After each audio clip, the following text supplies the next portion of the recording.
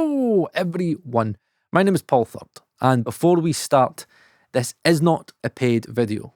This is a video that I've decided to make whilst I wait for the Audient Oria to be Windows compatible. I can't actually use it yet, but I wanted to make a video because I've wanted to talk about this for so long and finally get it off my chest. I've known about this interface since NAMM, and I've known officially about it since about July. So I've been very, very patient waiting on this interface. The title and thumbnail is genuinely my belief.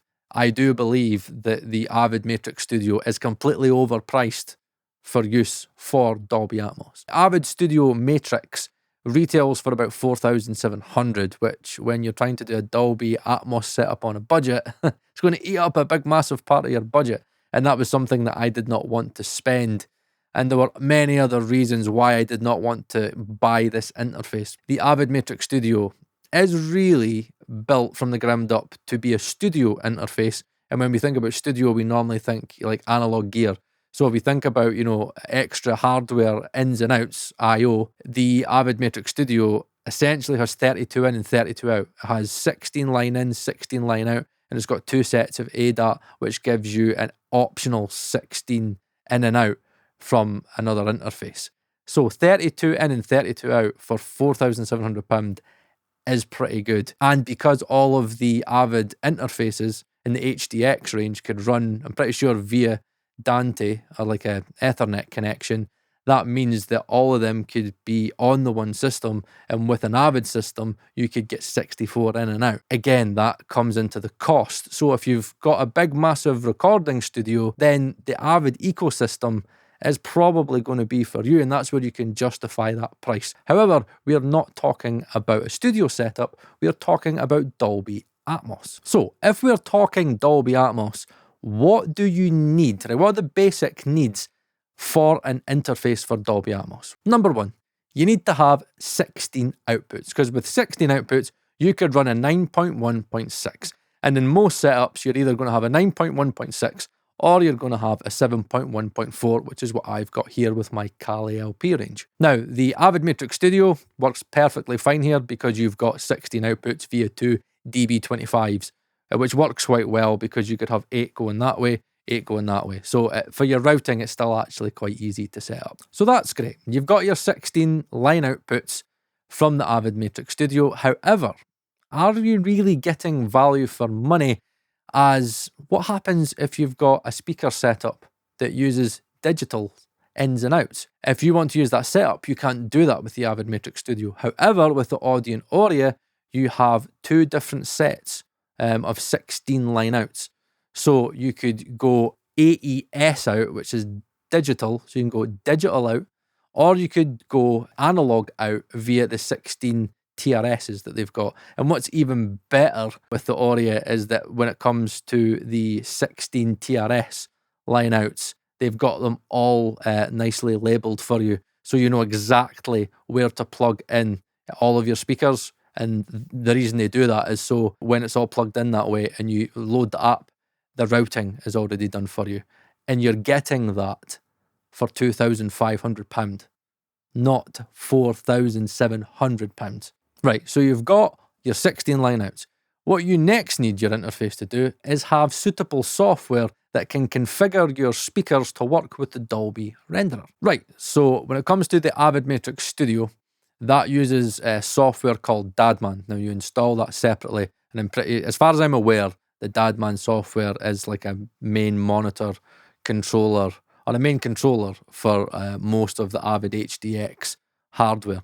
So you can control everything from this one piece of software. If you don't want to go down the IP route, then you can buy Thunderbolt ports, but that costs an extra £800.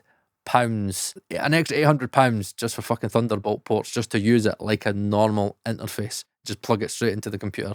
But however, they have software that can configure your speakers. However, I have watched tutorials on it. Honestly, I'm not even buying it, but I still watched it for this video. There are like 40 to 45 minute tutorials just on setting up Dolby Atmos using the DADMAN software. It's so so unbelievably convoluted. And I think something, again, that doesn't sit right with me is that when I spoke to most people, they were saying that they just went out and bought the Dante virtual sound card and used that, I think, in the DAW because they said that that was the most stable way of doing it. So the fact that you've got to pay all this money, if you want to just plug directly into the computer, it's an extra £800 for Thunderbolt ports. You've still got to buy a virtual sound card for 30 quid just to get the software working correctly with the Dolby renderer in the DAW. It's just a pain in the arse. Where with the Oria, all you do is you just make sure your outputs are connected into the right TRS. All the routing is done for you and you install the app and away you go. Job done. But either way, for £2,500, I would expect to be able to just connect everything in as it's meant to be. Everything's routed for me. App works. You go to your DAW, you set your I/O, and it just works with the renderer. No convoluted process. It just works. So that's great. With both interfaces, we know we have enough line outputs for a 9.1.6 Dolby Atmos setup, and we know that we can get it set up and it's going to work with the Dolby Atmos renderer.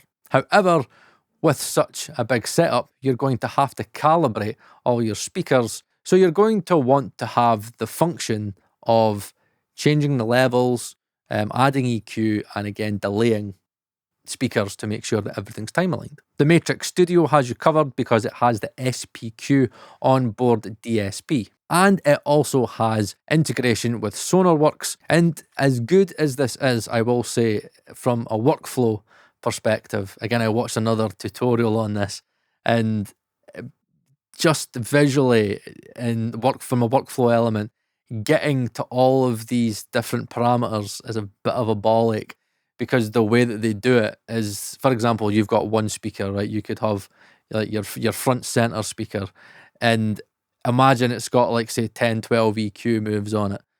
Every single EQ move is a different parameter. EQ1, EQ2, EQ3, EQ4, 5, 6, 7, 8, 9, 10, 11, 12.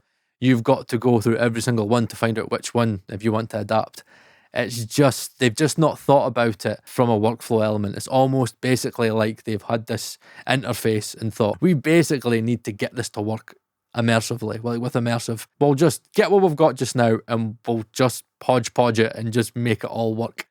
And that's going to be the user experience. And I have spoken to many people about this, and many people, I've been very frustrated with, the software side of it. And people have told me that Dadman is an absolute bollock to work with. Now, Oria basically does the exact same thing that the Avid Matrix Studio does, but it just does it easier. It just makes your life easier. It's got the same SonarWorks integration, and it's also got the manual DSP on the device. But with their app, they've just basically, it's like they've had a look at Dadman and they've just thought, right, this is really convoluted.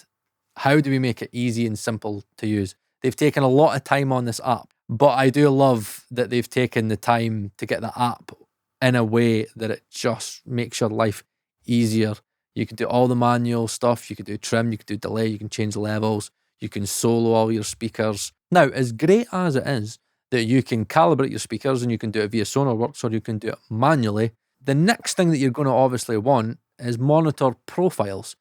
Because obviously, if you think about it, if you're in this setup and you've got so many speakers, you could be in 9.1.6 and you want to go to 7.1.4, you want to go to 5.1, you want to go to stereo, you want to try different things, bass management, blah, blah, blah, blah, blah. It would be great to have monitor profiles that you can just easily switch between. Now, the Dadman software does allow you to store monitor profiles.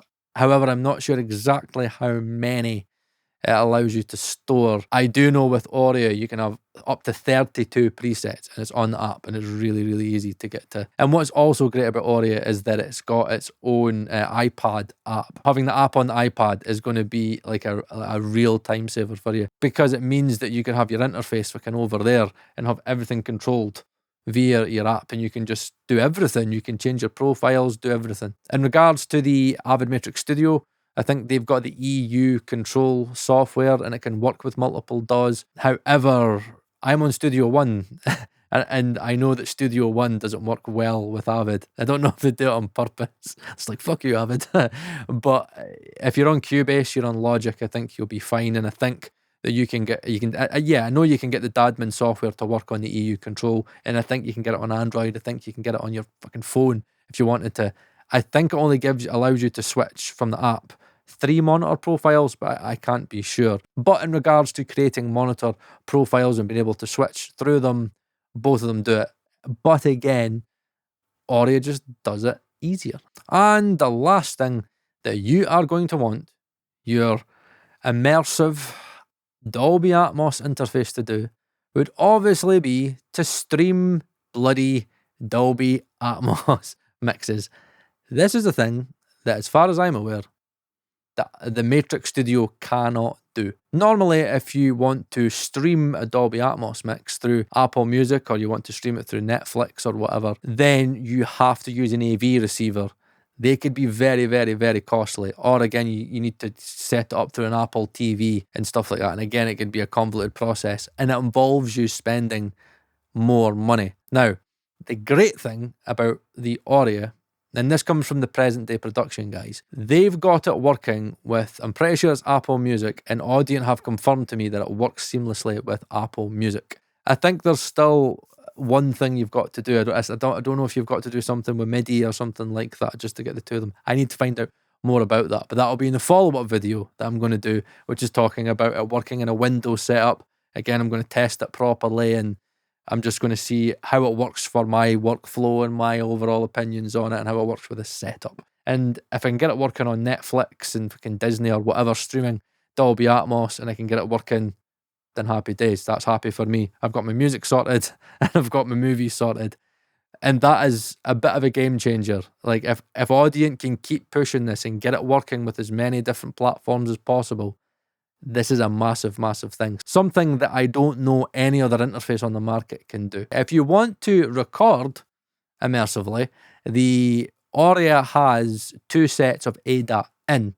So you can track with analog gear. It's just you've got to do it on the way in, so you can add more preamps. So you could get, for example, 2 Audient Evo SP8s and then put them through the 2 ADAT ends, and you've got 16 channels of I/O, and you've got additional preamps, which obviously, if you're tracking, again, you could route that through analog gear if you really wanted. Right, camera died. Oh well, got to roll with the punches, is what it is, right? So that's the video, right? We'll just kind of cap the video there, right? Either way, if you're looking for a studio interface and you need tons of I/O, yes, I do think the Avid Studio Matrix probably would be a good buy. If you're into Pro Tools and you're into that ecosystem, then yes, like go nuts.